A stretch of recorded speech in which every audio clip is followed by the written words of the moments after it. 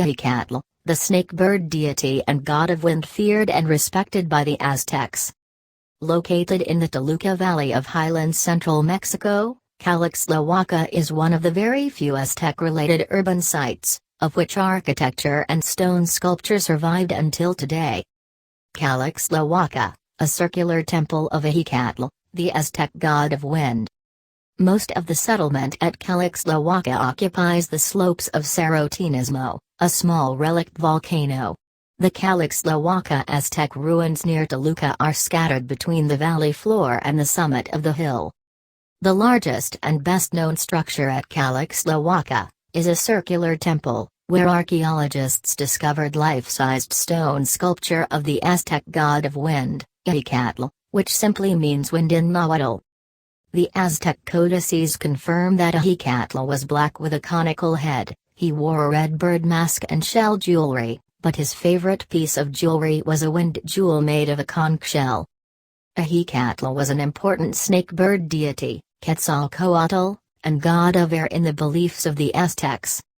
This deity symbolized fertility and human breath, which means this figure was closely associated with life force. The Aztecs believed that Ixcatl, by controlling all kinds of winds, even the strongest ones, he was able to give life into the planet Earth. Ixcatl's role was particularly important because he was credited with creation of the present human race and creation of the heavens as well. Left stone sculpture of Ixcatl, wind god, National Museum of Anthropology, Mexico, right, altar dedicated to the god Ixcatl, located in the middle of Metro Pino Suarez, Mexico City. Image via Wikipedia. One legend says that Ixcatl blew on the sacrificial fire to stimulate the rising of the fifth sun and the fifth moon, the sun and moon of the present world, the fifth world. With such contributions, the Aztecs considered Ixcatl a creator god. The Aztecs believed that the sound of the wind in the trees represented Ixcatl's desire. In Aztec myths and legends, Ixcatl plays an important role. One legend says that Ixcatl introduced sexual love to mankind. He once fell in love with Ma Yahuel, a maiden he brought from the underworld. Their lovemaking caused a tree to grow.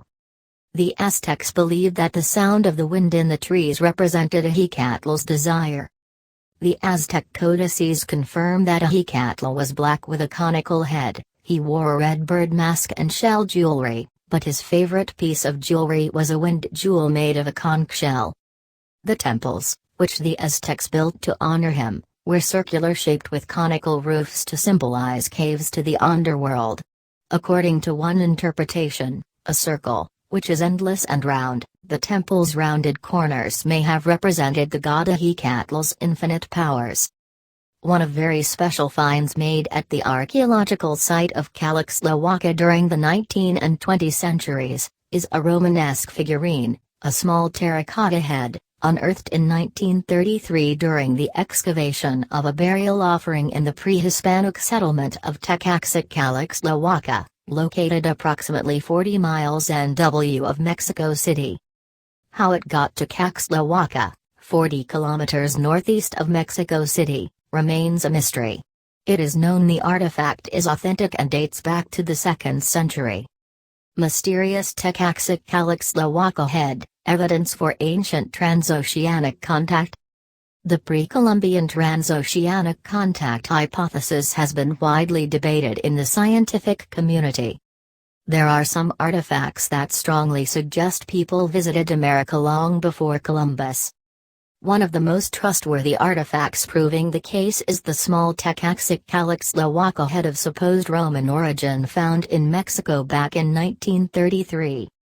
In 1933, archaeologist José García Payan discovered a small head with foreign features in a burial at Calixtlahuaca, in the Toluca Valley about 60 kilometers west of Mexico City. The burial was under two undisturbed cemented floors that antedated the destruction of Calixtlahuaca by the Aztecs in AD 1510. Numerous cultural pieces found with the head were identified by García Payan as belonging to the Azteco-Matlatzin period of 1476 to 1510. Cortés did not land at Veracruz until 1519, and did not conquer the Aztecs until 1521, so that central Mexico was still pre-Hispanic in 1510. The Calix-Tlahuaca head.